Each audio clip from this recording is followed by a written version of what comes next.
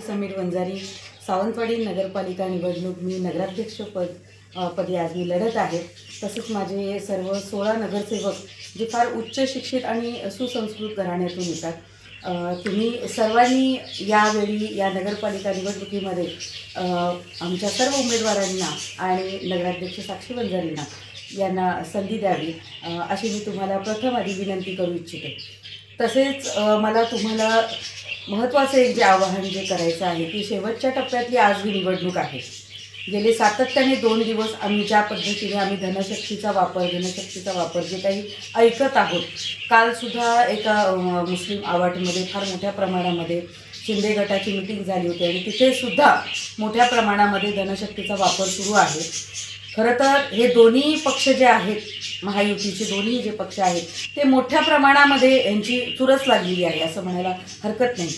पण हे जे काही आपण आज ज्या पद्धतीने आज बघत आहोत ह्याचा परिणाम खरं तर मला तर सांगावंसं वाटेल की आम्ही ही निवडणूक आज काँग्रेस पक्ष म्हणून लढत आहोत। आज आम्ही प्रामाणिक लढत आहोत। आमचा जो कार्यकर्ता आहे, आमची प्रामाणिक एक नीतिमत्ता आहे, या पद्धतीने आज आम्ही जनतेसमोर जात आहोत। आज प्रचार इतका सुंदर आहे, जनतेने जे प्रेम दिलेलं आहे आणि मला असं वाटतं की प्रेमाची ताकद ही धनशक्तीच्या ताकदीपेक्षा फार मोठी होईल। मला नक्कीच असं वाटेल। मला लोकांवरती विश्वास आहे आणि मी या विश्वासावरतीच मी म्हणू इच्छिते की मला ही निवडणूक लढायला आणि जिंकायला फार सोपी होईल। पण तरीसुद्धा मला आवाहन करायचं आहे की अशा पद्धतीच्या कुठल्याही तुम्ही धनशक्तीला तुम्ही भुलू नका।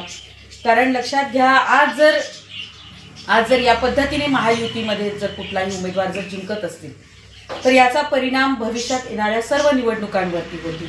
कारण मी एक संघटनेचे अध्यक्ष म्हणून मी काम करत असते। आज ज्यावेळेला आपण 50% आरक्षण महिलांना दिलेलं आहे, आज उमेदवार सुद्धा मिळत नव्हते अशी परिस्थिती या निवडणुकीमध्ये होती। तर उमेदवार का मिळत नव्हते? स्वतः पल्लवीताई केसरकरांनी हे विधान केलं होतं कोकण 7 चॅनलला की मागच्या 3-4 वर्षापूर्वीचं वातावरण आणि आत्ताचं रिसेंटमध्ये असलेलं वातावरण, राजकीय वातावरण, यानंतर मला निवडणूक लढवायची इच्छा नाही। म्हणजे ही जी मानसिकता जी महिलांची, जी चांगल्या घराण्यातल्या महिलांची जी बदलत चाललेली आहे, माझी ही तीच सेम मानसिकता आता सध्याच्या सिच्युएशन्समध्ये झालेली आहे की ही निवडणूक आपण शेवटची लढवायची। कारण अशा पद्धतीने जर निवडणुका जर लढत असतील तर भविष्यात आपण निवडणूक नाही लढवू शकत। याचा परिणाम असा होणार की आता ह्या प्रभागांमध्ये, त्यातून 5 नंबर प्रभागमध्ये जिथे माझे मिस्टर आज लढत आहेत as a advocate Sameer Wanjari, यांनी जनतेसाठी काहीतरी करावं या उद्देशाने ते राजकारणात उतरलेले आहेत। नेहमी ते माझ्या पाठीशी राहिलेले आहेत। एक पत्नी म्हणून आणि एक स्त्री म्हणून त्यांनी मला वारंवार सातत्याने मला 22 वर्ष मला सर्व स्तरावरती त्यांनी मला सहकार्य केलेलं आहे। त्यांची इच्छा आहे की समाजातल्या चांगल्या महिला राजकारणात याव्यात, समाजातली चांगली पिढी या राजकारणात यावी, जेणेकरून आपला एक चांगला समाज घडू शकतो। कारण सावंतवाडी घडली तर विधानसभा घडेल, विधानसभा घडली तर जिल्हा घडेल, जिल्हा घडेल तरच राज्य घडेल आणि हे देश जर घडवण्यासाठी आपल्याला सर्वस्तरीय आपण विचार जर केला तर या पद्धतीच्या विचारांची लोकं आली पाहिजेत। बरीच लोकं फेसबुकवर कमेंट करतात, वेगवेगळी आपल्याला सल्ले देत असतात। मला नेहमी हेच म्हणावंसं वाटतं की तुम्ही तिकडे राहून बोलण्यापेक्षा तुम्ही निवडणुकीच्या रणांगणात उतरा। कारण निवडणूक लढवणं सोपं नाही आहे। त्यातून मी एक नगराध्यक्ष म्हणून जेव्हा निवडणूक लढवते, एक स्त्री, एक सिंगल स्त्री जिच्या मागे जिल्ह्यामध्ये कुठलाही मोठा नेता तिच्या पाठी नाही आहे। आम्ही आमच्या वरिष्ठांना कन्व्हिन्स करून आम्ही या निवडणुकीसाठी स्वबळाचं आम्ही त्यांच्याकडे मागणी केली की आम्हाला कुठेतरी चांगली माणसं नगरपालिकेत द्यायचं आहे। कारण आत्ताच्या सिच्युएशनमध्ये कुठेही लोकांच्याकडे चांगला पर्याय दिसत नाही आहे। त्याचं लक्ष आज सिंधुदुर्ग जिल्ह्यावरती आहे। कारण कोकण आणि कोकणातलं जे राजकारण आहे ते 2च व्यक्तीच्या अवतीभोवती फिरत असतं। म्हणजे शिवसेना ज्यावेळेला फुटली त्यावेळेला राणेसाहेब असतील आणि उद्धवसाहेब असतील, इकडे विनायक राऊत असतील, इकडे निलेश राणे, नितेश राणे असतील।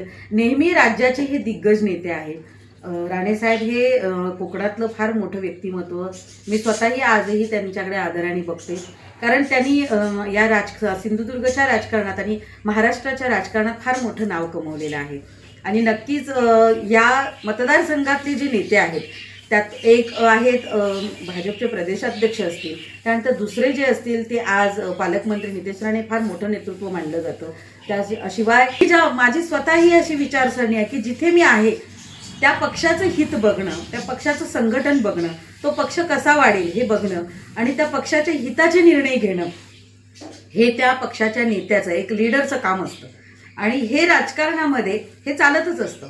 त्यामुळे जनतेला ह्या गोष्टीचा मला वाटत नाही, पण जनता खूप सुज्ञ आहे आणि सिंधुदुर्गची जनता खूप विचारवंत आहे.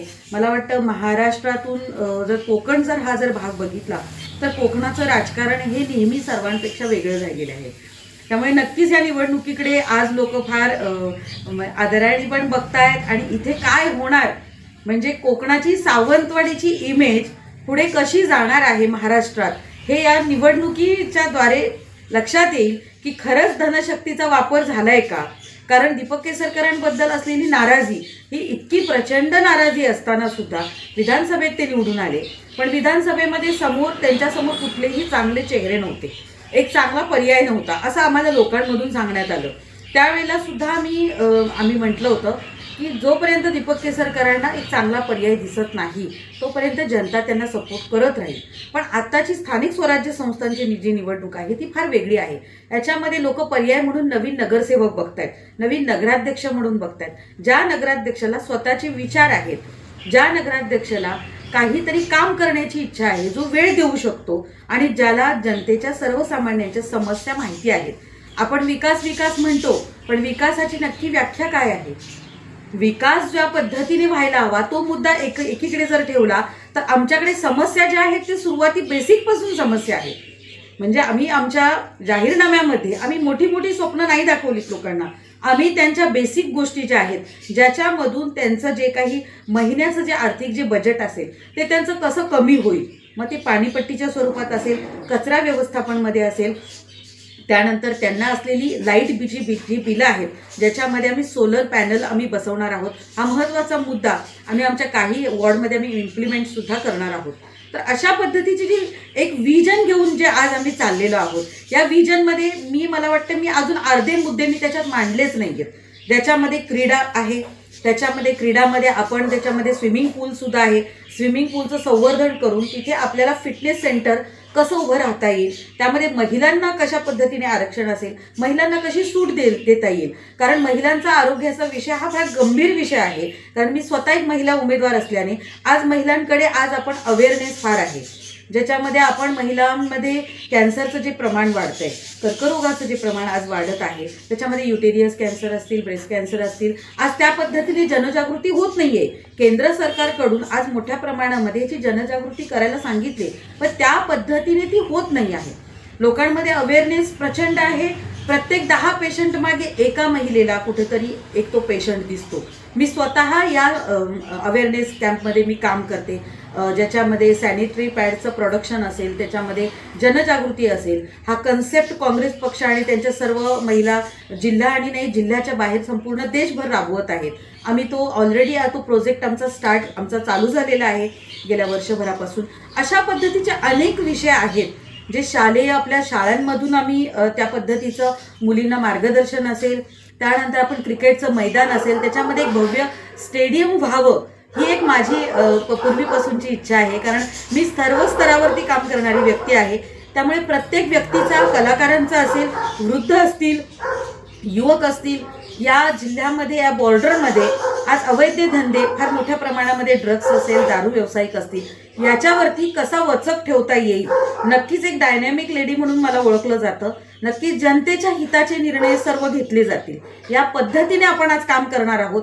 आणि सावंतवाडीकरांना अशाच एका डायनॅमिक लीडरची गरज आहे, जेणेकरून या सावंतवाडीचा जो परिसर आहे, हे जे शहर आहे ते खूप सुरक्षित होईल. आणि या